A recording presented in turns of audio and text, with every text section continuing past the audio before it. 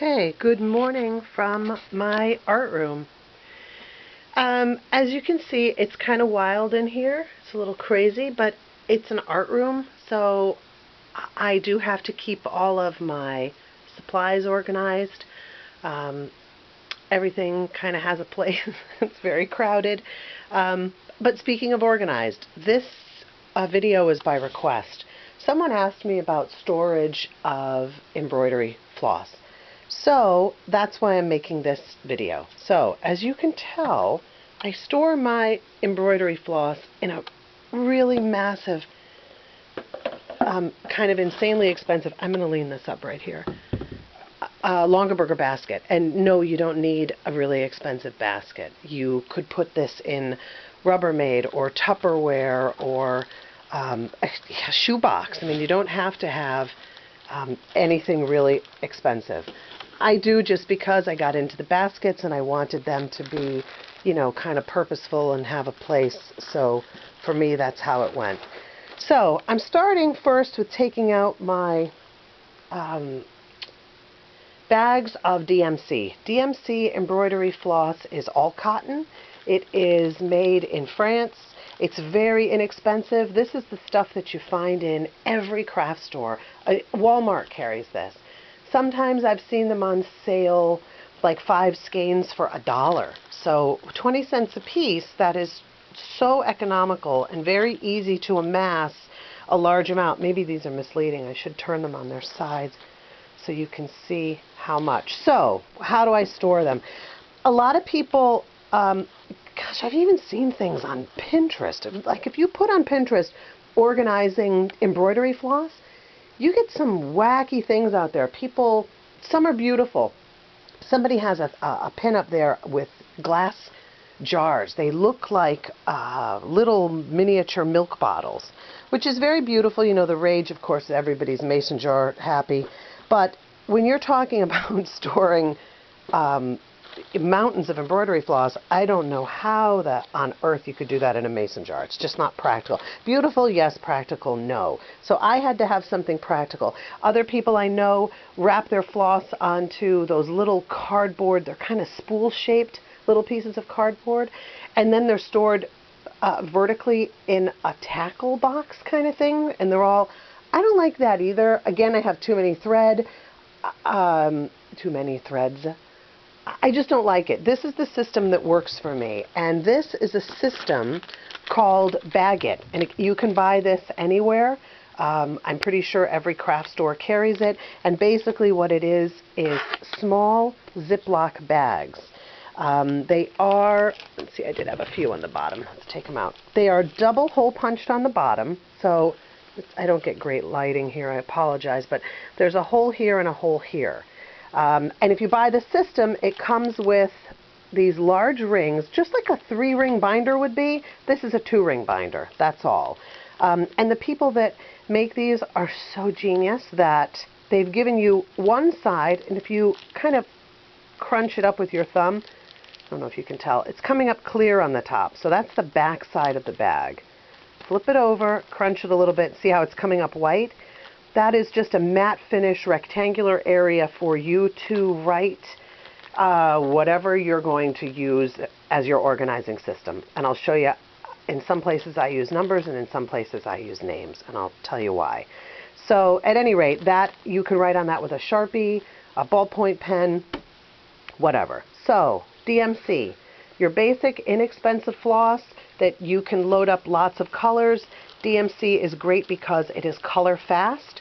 I have never washed anything in DMC that's ever bled, ever. And I know a lot of people turn their nose down at oh, it's cheap, you know, floss. But if you're, I say it depends on the project. If you're making a bib for a baby or a tablecloth or something that's going to get like a lot of wash and wear, it has to be DMC because your silks and your hand-over-dyed flosses will just crumble. They will just bleed all over the place and you'll have a mess.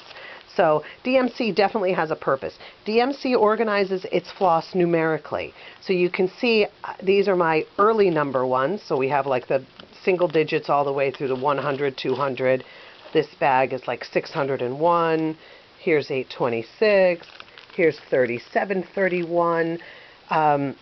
There's not necessarily logic to them, and I'll show you what I mean. Like, here's 8.38, and it happens to be kind of a dark chocolate brown. Here's 8.39, a light chocolate brown. 8.40 is a little lighter, 8.41 lighter still. So they're making sense, 8.42, in that range they're making sense. But that doesn't mean that you're not going to find chocolate brown somewhere else. Here's a chocolate brown that's 6.10. I'm damn sure if I tip this bag over, I'll find some chocolate browns. Here we go, 37.90. So it doesn't necessarily mean you're going to find all the chocolate browns within that range. It's just how they organize, and that's how it is. I keep my DMC numerical because if you pick up a pattern, they're listed. It'll say you need DMC floss number 165, number 611, number 893. So when you go to Walmart or AC Moore or Michael, whatever your craft store is, they'll be organized numerically. So you'll go and you'll pull the thread out. The only thing I would double check when you're buying those, just a little word of advice, because I have made this mistake before. When you see the dividers and you go, oh, this is what I'm looking for, 165, flip the floss over and look at it and make sure it's 165. Everyone puts them back in the wrong dividers, and it drives me crazy. Too organized. I want to go into Michael's and straighten up all their floss, but I'd probably be jailed. So at any rate, so here's my DMC, and that's how that's organized numerically. And I gave you the benefits of DMC, what's good about it, what's bad about it. I don't know. I don't think there's any. It's really durable. It holds up. It's 100% cotton. I can't come up with anything off the top of my head that, why you wouldn't want to buy it. Another type of floss that I invest heavily in, there's two different kinds. These are hand-over-dyed cotton embroidery floss. And what this means is they're kind of smaller batched, made by smaller companies, hand-done. There's a lot of variation even within. Some colors are deliberately variegated, like this one is. And variegated just means that the color varies throughout the length. So you can see that this is kind of a fuchsia to a, almost like a darker wine color to a pale peach. And that's very intentional. That one happens to be called Azalea, and that is a Weeks Dye Works thread.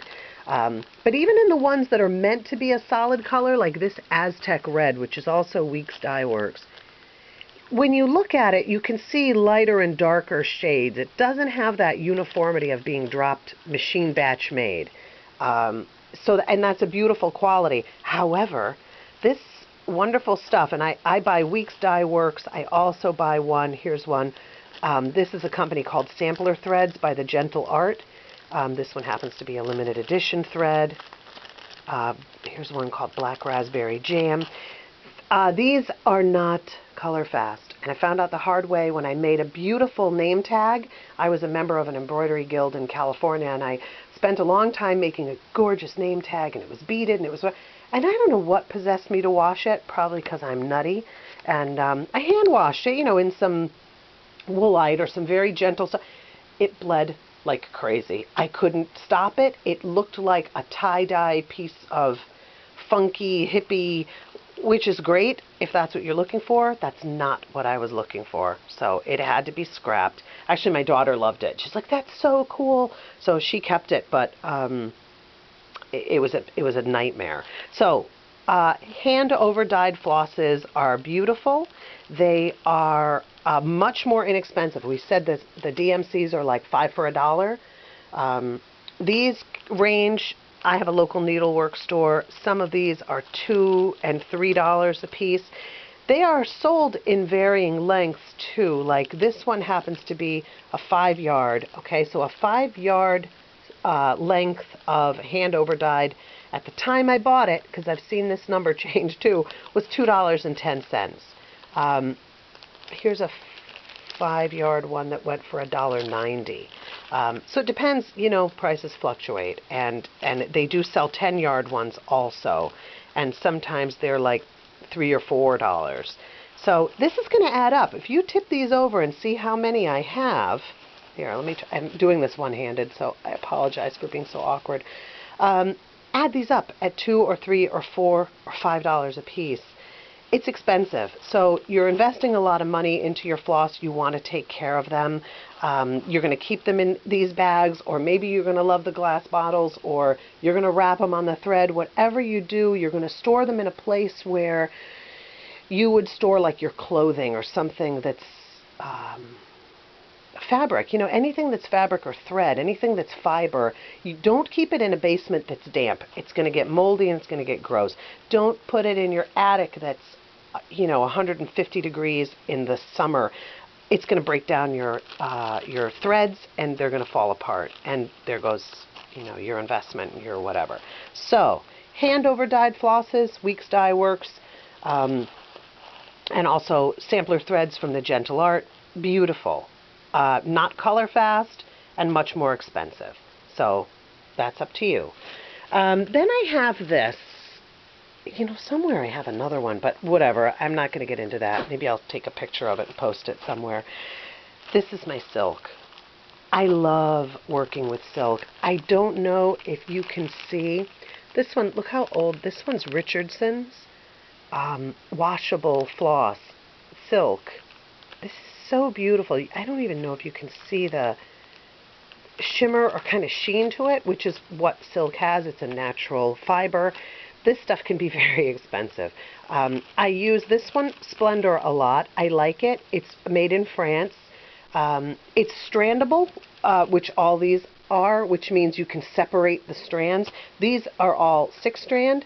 This Splendor is a 12-strand.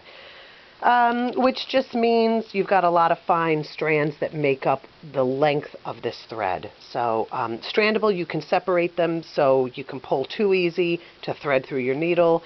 I don't think I ever stitched with more than 2 threads. If you had very big fabric, you could stitch with 3. So I do buy a lot of Splendor. This stuff can be $3, $4, $5 a piece. Another company that I buy a lot of their silk and I really, really love is Kreinik, and that's Kreinik. They are American made. I believe they are in West Virginia. 100% silk, made in the U.S. This one happens to be their Silk Mori, M-O-R-I, Silk Mori line. They have different lines. They have a milk paint line that's beautiful. The colors, but I mean, when you just go through these, the colors are beautiful.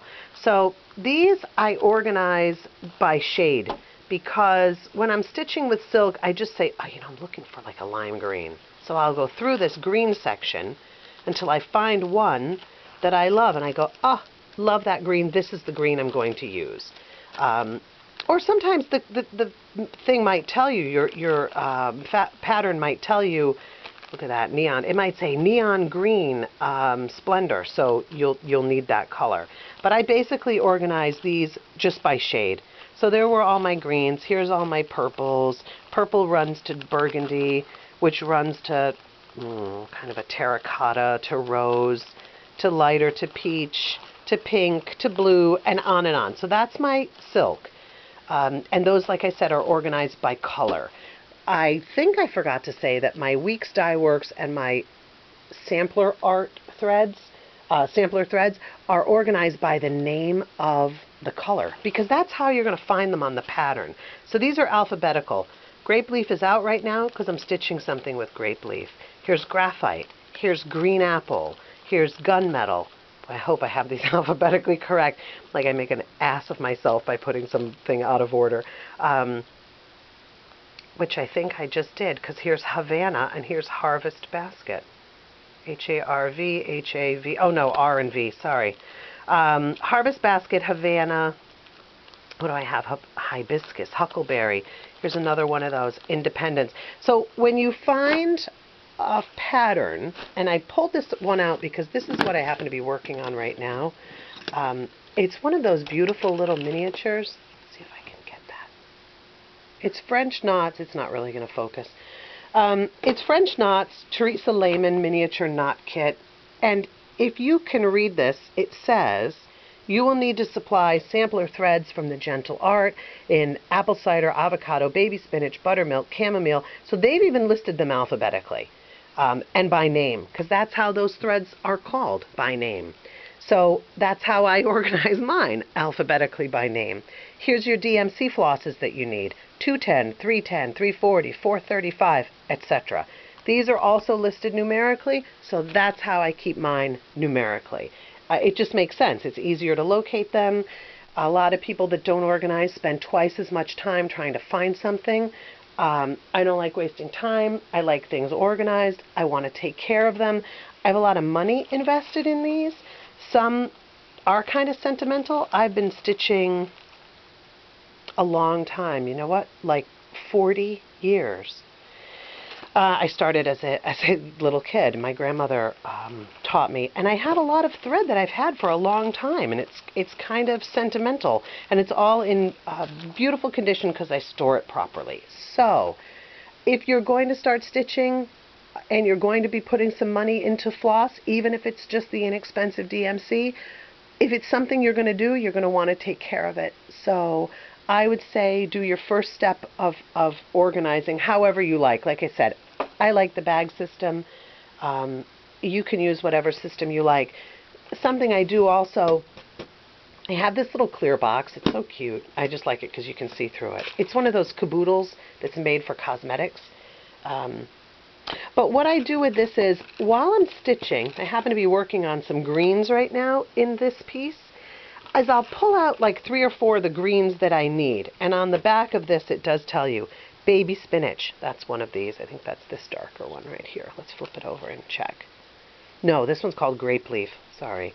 Okay, so grape leaf is one of the greens. This one is baby spinach. This one is avocado. So I know I'm stitching a lot of the leaves on this tree, and I need those 3 shades, so I just throw those in there along with my piece that I'm working on, and that's on a little embroidery hoop. I think I have a tiny little scissors, which technically shouldn't be rumbling around in there with the point. I like to embed these into a cork.